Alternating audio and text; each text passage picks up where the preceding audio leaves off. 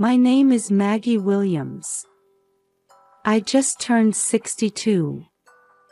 People often tell me I look a bit like Meryl Streep. My hair has turned silver, but I think the wrinkles around my eyes are proof of a life filled with smiles. For over 30 years, I taught in public schools in the Bronx. Watching children grow was my life's work. I retired 2 years ago and now enjoy a quiet life. Every morning, I take a walk in Central Park.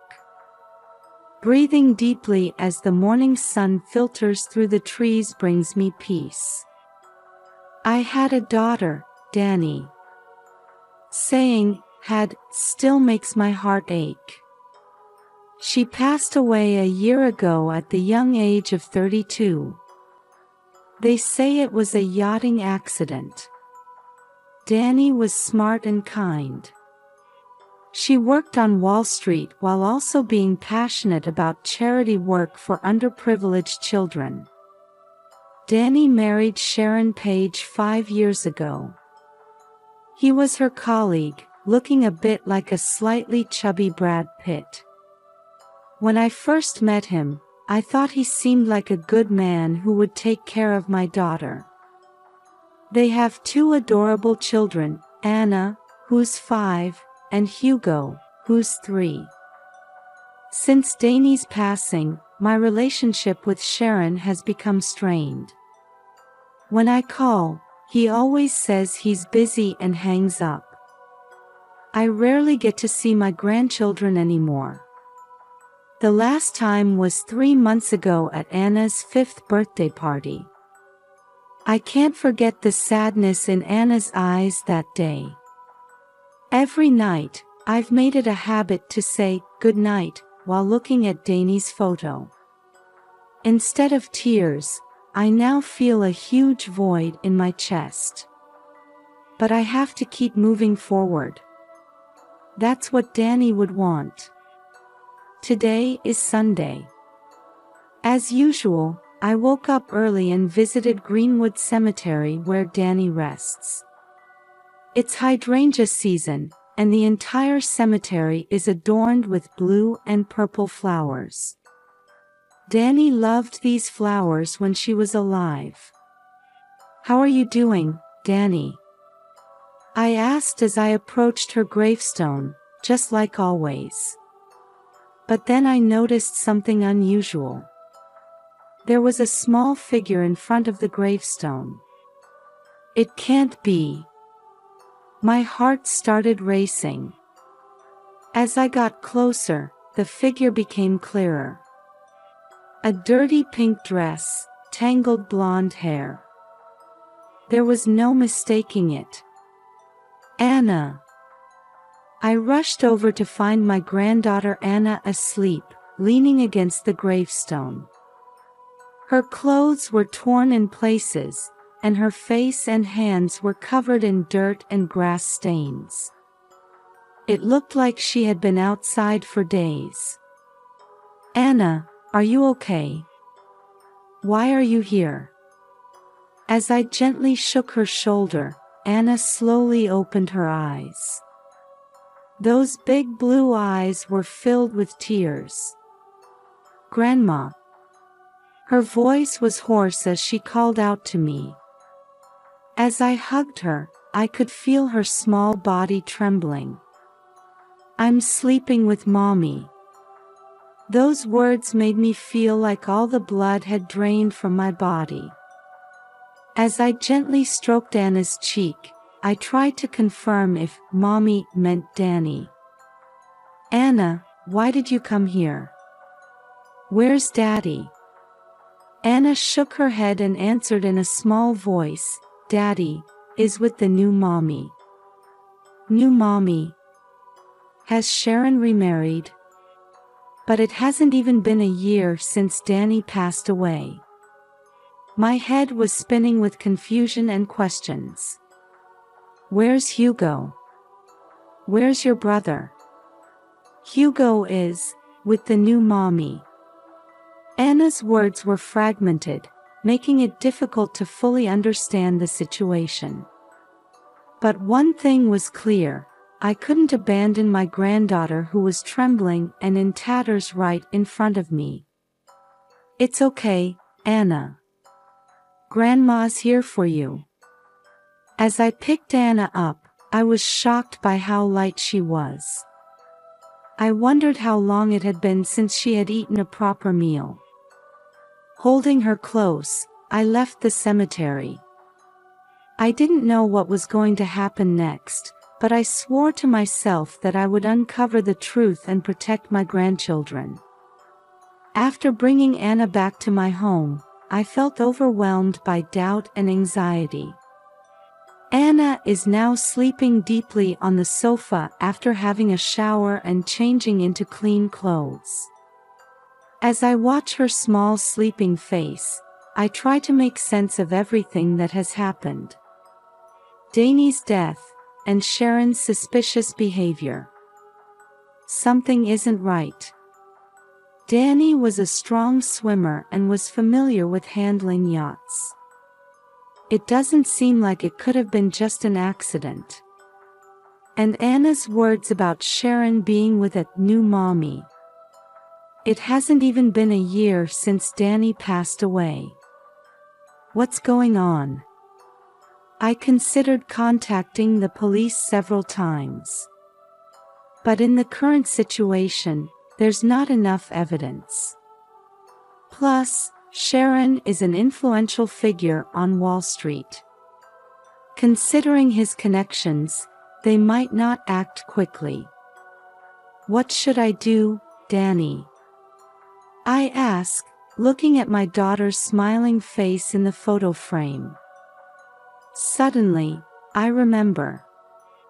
Jack Morrison. He might be able to help. Jack was one of my students 20 years ago. He now works as a private investigator, but he used to be a detective with the NYPD. He has a trustworthy face, like a younger Robert De Niro. I take out my phone and, after a moment's hesitation, dial Jack's number. "Hello, Jack. It's Maggie. Maggie Williams." "Ah, Mrs. Williams. It's been a while. What can I do for you?" Jack's deep voice gives me a sense of reassurance. I briefly explain the situation, and he quickly understands. "I see. I'll start investigating right away. I'll thoroughly look into the details of Danny's yacht accident and Sharon's recent behavior patterns." Jack's words make me feel a glimmer of hope. But at the same time, I'm struck by anxiety about the terrible truth that might be revealed. "Jack, I have a request. The safety of Anna and Hugo is paramount. If you find any dangerous situations, please let me know immediately." "Of course. I'll prioritize the children's safety. And Mrs. Williams, please be very careful. The other party might be dangerous." After hanging up the phone, I look at the sleeping Anna. "It's okay, Anna. Grandma will definitely protect you." That night, I contacted Child Protective Services and started the process to temporarily take custody of Anna. This should ensure her immediate safety. But I'm still worried about Hugo. Is he safe too? The next morning, I received the first report from Jack. And its contents left me speechless. "Mrs. Williams, I've discovered something unbelievable." There's tension in Jack's voice. Sharon was indeed meeting someone in secret. The location was a luxury hotel in Manhattan, the Plaza. Those words made me feel like my stomach was being twisted. The Plaza is where Danny held her wedding afterparty.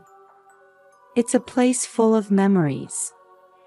The man he was meeting is Mark Johnson, Danny's colleague.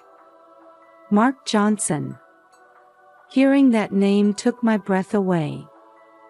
He has a fresh appearance similar to Matt Damon, and he attended Danny's wedding.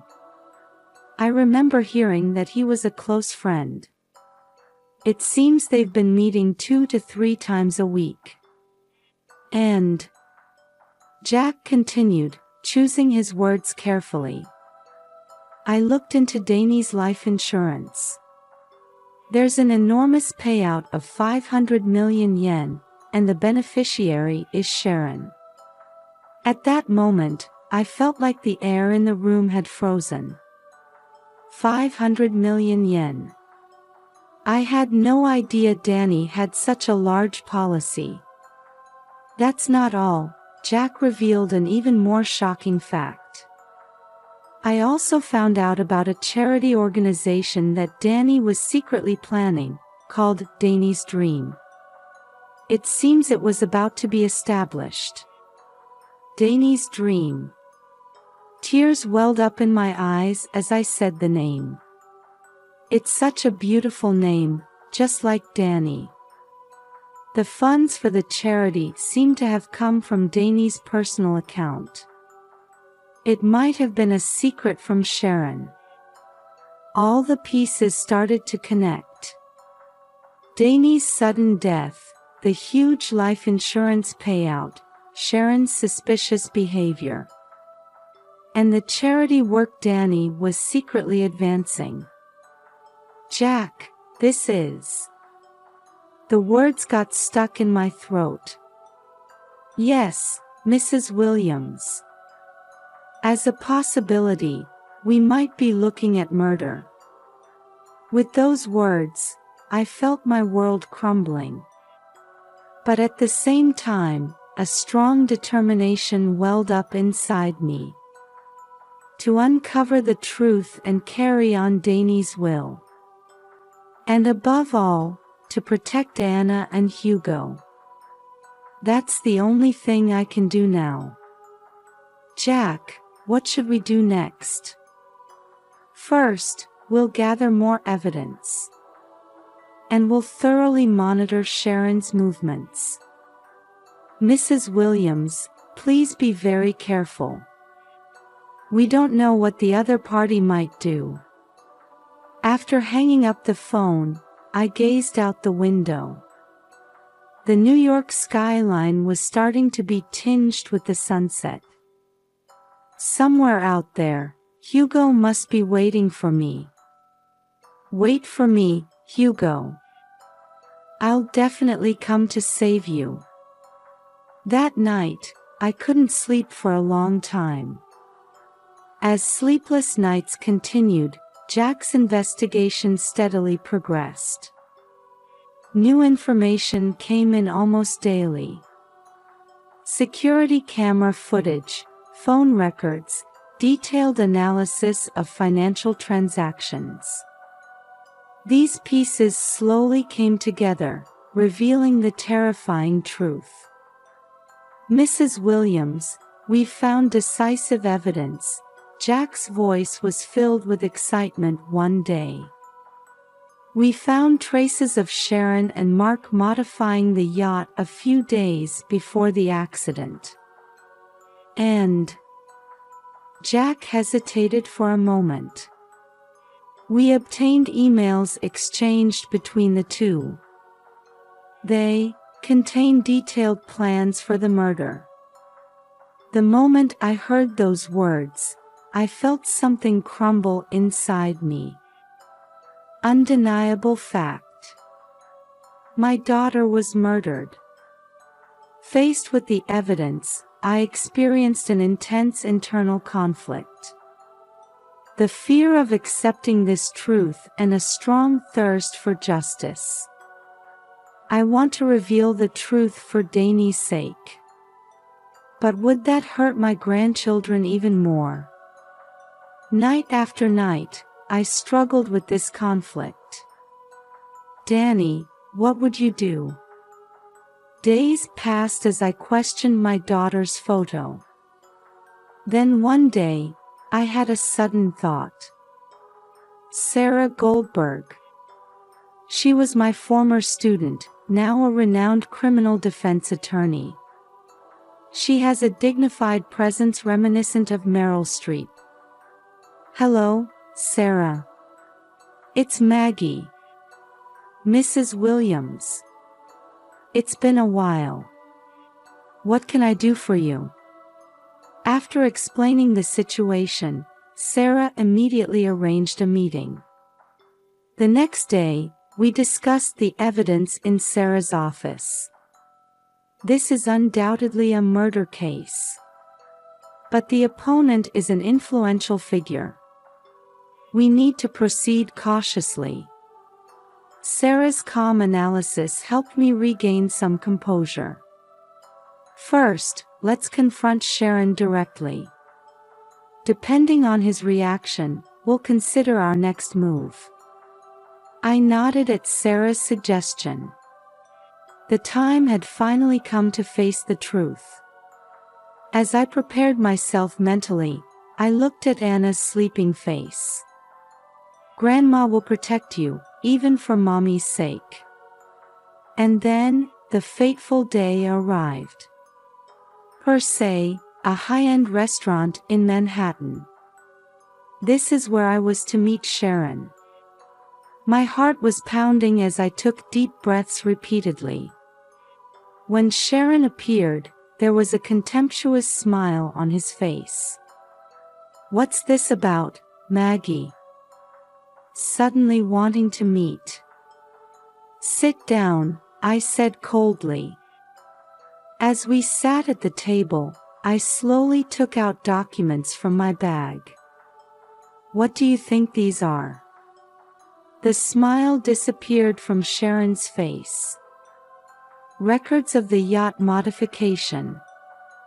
And the email exchanges between you and Mark. Sharon's face turned pale. What are you talking about? That's enough. I know everything. That you killed Danny. And why? With trembling hands, I presented the life insurance documents. 500 million yen. Is this what you wanted? And Danny's dream was also in your way. Sharon's agitation intensified. Sweat was dripping from his forehead. No, that's not it. But his words sounded hollow. Admit it, Sharon. You can't run away anymore. At that moment, Sharon's phone rang. It was a call from Mark. His voice echoed throughout the restaurant as Sharon put it on speaker. Sharon, it's over. I'm turning myself in. I can't cover for you anymore. The blood drained from Sharon's face. Mark. What are you saying? I'm going to tell the police everything. I'm sorry, Sharon. It's over. After the call ended, Sharon collapsed into his chair. Why? I asked with a trembling voice. Danny loved you. Sharon covered his face with both hands. Looking at him, I felt a complex mix of pity and anger. Where are the children? Where's Hugo? Sharon answered in a small voice. At Mark's sister's house. At that moment, the restaurant door opened and police officers entered. Jack approached me from behind and placed a hand on my shoulder. Well done, Mrs. Williams. As I watched Sharon being taken away, I let out a deep sigh. It's over now. Danny, I was able to bring you justice. However, I knew this wasn't the end, but a new beginning. The time had come to start a new life with my grandchildren. The week after Sharon and Mark's trial ended, I stood in the Manhattan family court. This time, it was to gain custody of Anna and Hugo. My heart was racing as I took deep breaths. The judge carefully reviewed the documents and looked at me with narrowed eyes. "Mrs. Williams, you're 62 years old. Are you sure you can raise your grandchildren?" I straightened my back and answered in a clear voice. "Yes, I'm confident. I've worked with children for over 30 years as a teacher. And more than anything, I love Anna and Hugo." In court, Dr. Jane Robinson, a child psychologist, took the stand. Children who have lost their parents need a stable environment and loving caregiver. In my assessment, Mrs. Williams is the ideal caregiver. Furthermore, to confirm Anna and Hugo's wishes, the judge met with the children individually. When the judge returned, I felt a glimmer of hope seeing the softened expression on their face. "I've confirmed the children's wishes. They both strongly want to live with their grandmother." Finally, the judge ruled to grant me custody of Anna and Hugo. At that moment, a small applause broke out among the supporters in the courtroom. The day after gaining custody, I began the process of establishing Danny's Dream. I would realize the charity organization that Danny had secretly planned. Providing educational opportunities for children from impoverished families was Danny's dream. At the press conference for the establishment of Danny's Dream, I spoke through tears. This organization is a continuation of my daughter Danny's dream and will. I want to deliver her love and kindness to many children. For our new life, we moved to a new home in the Upper East Side. It's a green environment close to Central Park. On moving day, Anna and Hugo excitedly ran around their new rooms. "Grandma, is this our new home?" Anna asked with shining eyes. "Yes, this is your new home," I answered gently. That night, after putting the children to bed, I stood by the window and looked up at the starry sky. "Danny, I'll raise your children well. And I'll definitely make your dream come true." In my heart, I made a new resolution. On a crisp Sunday in spring, Central Park was bustling with families. We were also enjoying a picnic under a big tree. "Grandma, this sandwich is delicious," Hugo said with his mouth full. "Really? I'm glad," I replied with a smile. Anna was chasing butterflies in a nearby flower field. Her laughter carried on the wind. Over the past year, the children have visibly grown. Anna has made friends at school and has become good at drawing. Hugo is still a bit clingy, but he's slowly developing independence. As for me, I've been busy running Danny's Dream. In the year since its establishment, we've already been able to provide scholarships to over 100 children. On our way back from the picnic, Anna held my hand and said, "Grandma, do you think Mom is watching us?" I stopped, looked into Anna's eyes, and said, "Of course. Mom is always watching over you." At that moment, I happened to look up at the sky and saw a beautiful rainbow. "Look at that rainbow. It might be a message from Mom." The children gazed at the rainbow with shining eyes. Watching them, I spoke to Danny in my heart. Danny, your children are growing up wonderfully. And your dream is slowly taking shape. I'll continue to move forward, carrying your will in my heart. As we left Central Park, I was certain. There's still so much hope and possibility ahead in our lives. Holding Anna and Hugo's hands tightly, we stepped forward into our new future.